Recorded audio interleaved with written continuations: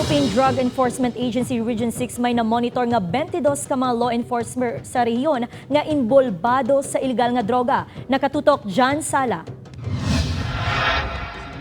Maluwas sa 33 ka mga pulis sa Western Visayas nga nalista sang Philippine National Police nga nagabuylog sa ilegal nga droga mayara man sang 22 ka mga law enforcer ang ginamonitor sang PDEA 6. 18 din kapulisan kag 4 ang personnel sang Bureau of Jail Management and Penology. It could either decrease or increase depending dun sa mga development reports na nare-receive natin.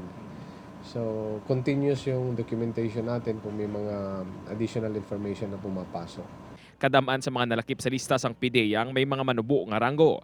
Pathag sang PDEA nga ang mga nalista ang hindi direkta nga nagaduso sang ilegal nga droga kundi kalabanan ginapasuni nga drug protector. Sila ang assessment kasi natin dyan, minsan yung day-to-day na nakakasalamuhan nila, yung mga personalities na andun sa loob. Bukas man ang PDEA nga makigsapol sa PRO6 para makonsolidate ang ilalista. Upod kay Cirilo Rinduque, John Sala, One Western Visayas.